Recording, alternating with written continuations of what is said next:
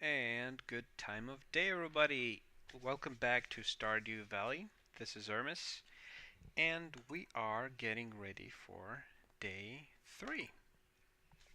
It's day 3 of spring today. Now, as we remember from last time, it is raining. No, I don't want to sleep. I just woke up. It's raining outside, right? So that means that today we will not be watering our crops. And what I want to do instead is go to the forest, explore the forest, cut down some trees, do some fishing, catch our first fish. That's what I want to do. And I want to talk to you about skills. Like, they're a very important part of this game, and you should know about them. Now, first of all, inventory management. We only have these 12 slots to use, right? And as we're gonna pick things up, we'll fill them up gradually. So what I want to do is put away the things I don't need. So I don't need my watering can in the forest. I don't need my hoe in the forest.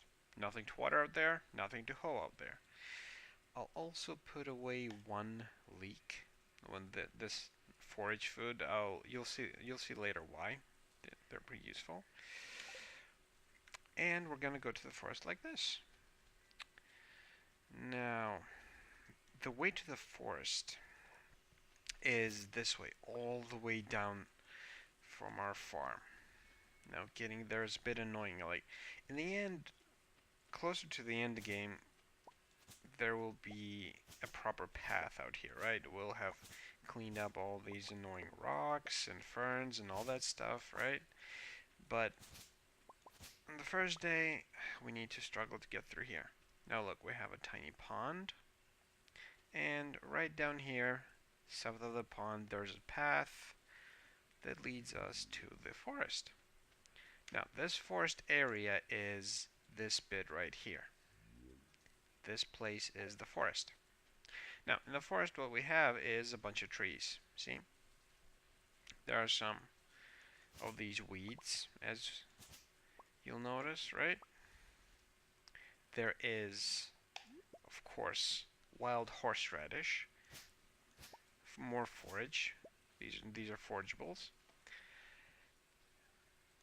And in the beginning, there are these logs and stones, but they don't come back. So I'll clean them up once, and they'll be gone forever. Right? Now, the only NPC, the only character that lives out here in the wilderness in this weird tower is this guy. This guy right here. We'll meet him later. Unfortunately, we can't enter his tower right now, but we can simply walk around it, gather some stuff. Oh, see? Dandelions. Okay, let's have food nearby so I can eat it while I'm farming. Now, what I'll be doing today is, first of all, showing you what I do in the forest when I come here, which is cut down trees. Like these trees out here, see? They can be cut down. And they gradually regrow in the forest. You don't have to replant them, you don't have to do anything. They'll just come back in the same spots, in the same locations later. Right? Now, when you're cutting down a tree, it matters where you're standing, because the tree will always fall down to the opposite side of where you're cutting it from. So, for example, if I cut it from the right, it will fall down to the left. Hold on. And falls down to the left. Right? I can also cut the stump for extra wood. If I cut it from the right, if I cut it from the left, it'll fall to the right. But if I cut it from the above or from below, it can't fall up or down. In this case, it will choose the direction to fall down randomly. It'll be either right or or the left. You can't control it. Now, remember this. Why? When you're cutting down trees like this in the forest, it doesn't matter. But if you're cutting down trees near the lake near the water. If the tree falls into the water, that wood will be lost. Like things that fall into the water, they don't come back. They disappear. They'll be gone. Poof. Forever. Right? So, say for example, if there's a lake here, what I would do is I would stand on this side and cut from here. Right? So that's what you need to do. Now, always when you're cutting trees, always remember to watch your energy. Like, see, it's noon. It's just 12. It's 12 p.m. and we're already running low on energy, right? This is why we have all this food. We'll eat this food.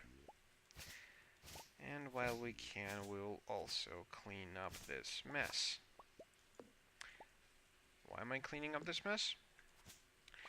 Because I'm making more space for forageables to appear. Now, these things, forageables. Foraging is basically going out into the woods or going out anywhere and picking things up off the ground. Like this with the right click. That's foraging. Right? And in every season, there's a small house. Oh, right. Leah, one of the NPCs lives here.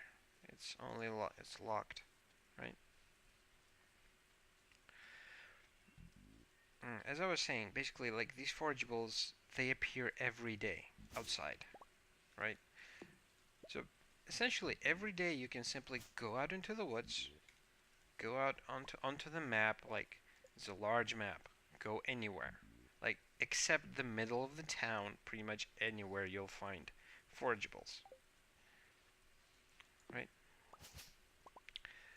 Go out into the town, go out into the map, find things, and pick them up.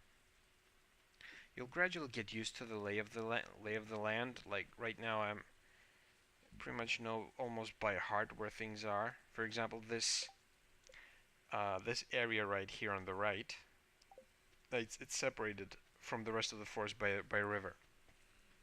It's pretty much famous for almost always having these spring onions. Hold on, I'll eat this. I should not have eaten that, but okay. I can't pick that up. These spring onions. These are also forageables. They always respawn here in various quantities. They're not that valuable, and they don't restore that much energy, but they're a nice snack to help you out. Ooh. Oh, and come on, seriously. Okay, and this is also important. Let me first of all show you what happens to stuff that fall into the water. Click, click, damn it, click. Yeah, see? Fell down, it's gone. Fell into the water. Now what I want to show you is this. See, these are both spring onions. They both say spring onion. But on the lower right, this one has a gold star, right? This one doesn't. If you notice, the ones I ate in the beginning had a silver star. That's quality. The quality of the things you pick up depends on how lucky you are. That's where luck comes into play, like we mentioned before, and how skilled you are at picking those particular things up. We'll talk about that a bit later today. That's not another topic I want to cover.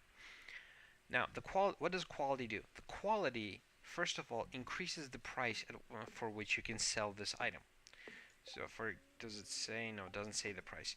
But essentially, if I can sell something for 10 gold, and if it's basic quality, right?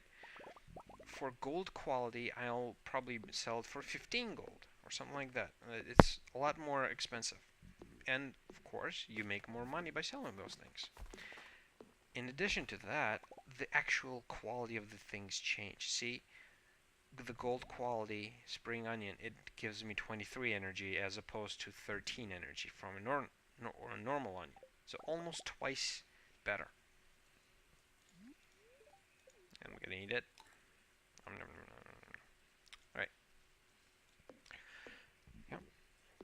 So that's why you need luck, and that's why you need higher skills with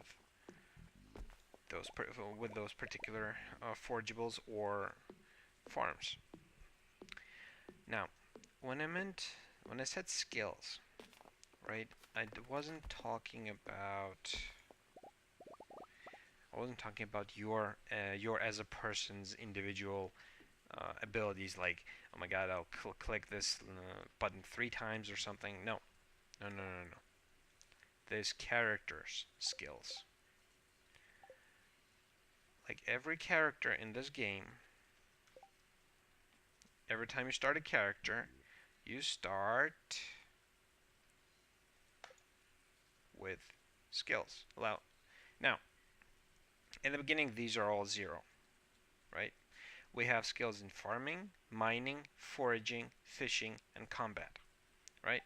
These these skills, they improve the more you do that sort of thing. For example, you improve farming by picking up farm items. You improve foraging by cutting down trees and uh, picking up forageables, right? You improve mining by mining, fishing by fishing, combat by fighting. Now, as these skills grow, you get a lot better with various various things. For example, with foraging, see this first level in foraging gives me axe efficiency. Look at it this way. Swinging my axe costs less energy the higher foraging skill I have, right? It's the same thing with mining. Is the same thing with farming. In this case, watering is costs less energy. Same thing with fishing. Not the same thing with combat. We'll talk about combat later. And this is the thing you need to pay attention to. You need to gradually improve your skills. Right? Let's put these things back and go fishing.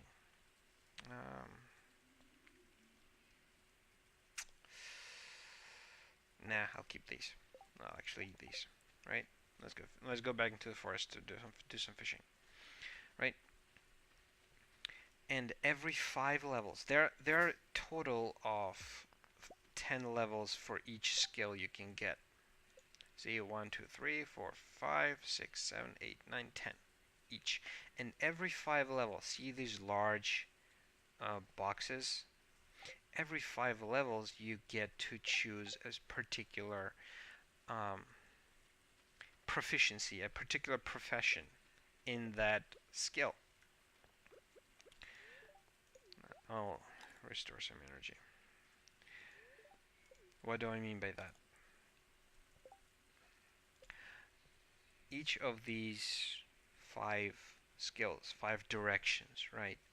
They cover multiple ways of doing that particular thing. For example, farming covers both crops as well as animals, right?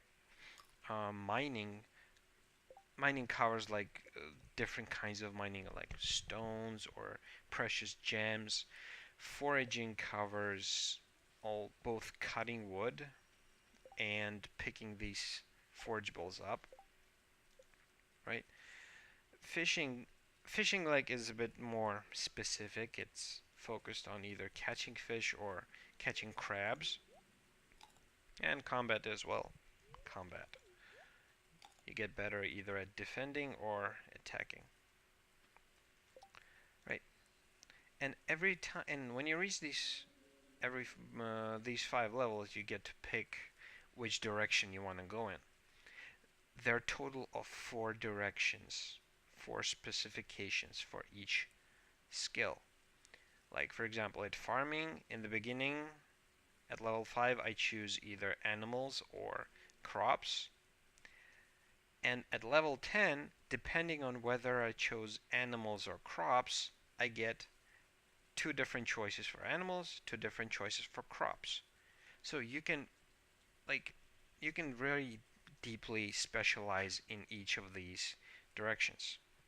You can pick what you want to do, and don't worry about like thinking in advance what to do, like whether or not which of these professions is better. Don't bother with that. Go with the simplest one, because in the end game, Like when you've settled down, when you've mastered the entire area, you know what I mean? You can restore. You can pretty much change what you choose for each of these professions. Nothing in this game is permanent. Everything can be changed, updated, renewed. You don't like your skill, you change it. You don't like your spouse or girlfriend or boyfriend, you can you can divorce them without losing a lot in their relationship status. Hell, if you want to go that far, if you have kids and you don't want any kids, you can get rid of their kids. It's weird, I know, but it's in this game. So this game keeps you free to do whatever you want. Like that. There's a nice pier. Let's fish here. Right. So these skills get 5 levels by doing that particular thing, and at each 5 levels you get to decide where to go. Now, as for fish, what to do when you're fishing? No, I don't want these. Okay, I'm gonna throw these away into the trash can. This way they disappear completely. Right? When you're fishing, pick up the bamboo pole, or whichever fishing pole you have. There are 3 different ones. You unlock them gradually as you improve. Right? Now, pick up the fishing pole, click and hold, and toss. Like that line, when it gets all the way to the right, toss it then. That would make your fishing bobber fall further away from you. Ah, I missed it. Right? Up, all the way. Now that's important because like deeper water like this, see darker colors, that means better fish usually. Up, I hit it. Okay, this is the fishing process. I'll stall it so you can actually pay attention to what's happening. Now I'm controlling the little green box, see? What you need to do is to click to like push the bar up, but if you let go it'll fall down. So the whole point is like clicking, letting go to keep the bar straight under the fish, see? And you get fish. That's some fish. Let's try that again. Only this time without the talking. Right. And sometimes you get junk. This is a broken CD. This is junk, but I'm not going to throw this away. It can be useful later. I'll keep this and I'll show you later. We can recycle these. Then there are like different kinds of trash. We can recycle that into useful things. This is also trash. Also recyclable. Everything in this game is useful. So try to avoid throwing away things unless you absolutely need to free up spaces in your inventory. Normally, seaweed. This isn't trash, but it's not very useful either. I usually just eat these straight away for the energy. Yeah, not a lot of nice stuff.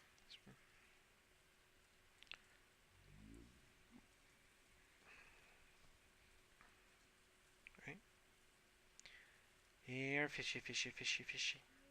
Here, fishy, fishy. There are like a lot of different kinds of fish in this game. And more trash. Man, we are not lucky. Hold on, I'm gonna land this in the water. By... okay, throw it at an angle. Nope.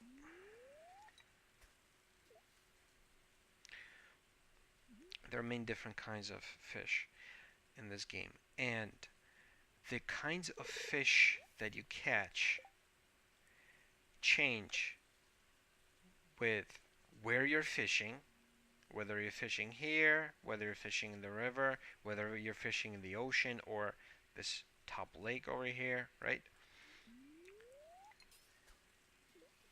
Okay, I'm starting to feel exhausted. I know.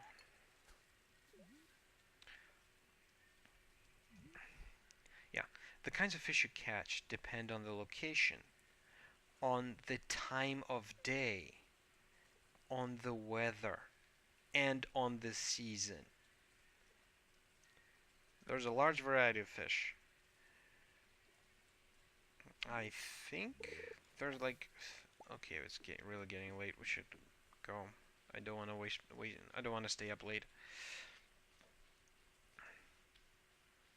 Yeah, but like there's a large variety of fish, and different fish they uh, they make you different amounts of money when you sell them. And there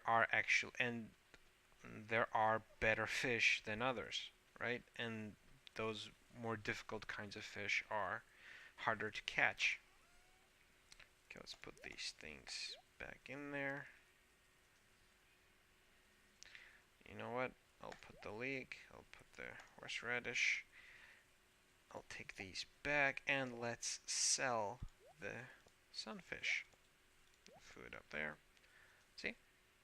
Our first fish. Let's sell it. Whoa, whoa, whoa, that was close. Yeah, right, I almost forgot. Fishing doesn't cost 2 energy like swinging an axe or pickaxe. It costs 8. 8 energy per cast of your fishing pole. Let's get back into the light where it's warm, right? So be careful. Did we sell it? Yeah, we sold it. Right, so, oh look, we got level 1 in foraging. Axe proficiency, this means getting this means using my axe costs less energy. Trees sometimes drop seeds. We can actually replant trees. We can plant trees on our farm and like have a sort of forestry business on our farm. I used to have that. It's not too profitable, but it's pretty cool. And trees will sometimes drop their seeds. Not always, but sometimes. New crescent recipe: wild seeds. I'll show you what these are in a second. And field snack. This thing is useful. I'll show you in a minute. Fishing. Oh man. Sunfish, 30 gold. Uh, yeah, like you can make a pretty decent amount of gold by fishing. Actually, at relatively high levels, you can make like 2 to 3,000 gold per day while fishing, maybe more. I didn't bother to check the maximum amounts possible, right? But it's decent. In the beginning, it's pretty easy money, right? Now, crafting. What we've unlocked are wild seeds and field snacks. I want to cover what these two things are and then I'll let you go. I promise it's getting late, right? What wild seeds are is, see, you get ingredients: wild horseradish, daffodil, leek, dandelion. Wild seeds exist for each of the 4 seasons. I think the music's a bit too loud. Let me kill it for a second, right? Wild seeds exist for each of the 4 seasons. And by picking one of each of the 4 forageables, you can turn them into seeds, and you can plant these seeds on your farm.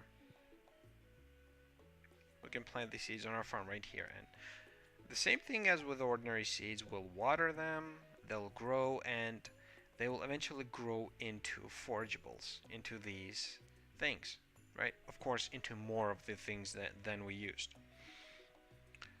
I personally don't bother with these. They're usually like other seeds are a much better use of your time than these from a money and gold perspective. Although when we eventually get to winter, one day, maybe like 1 year from now. uh, in winter, you can't grow anything other than the wild seeds of the winter variety, of the winter forageables. So in winter, you will actually be growing these. You will actually spend time doing this, right?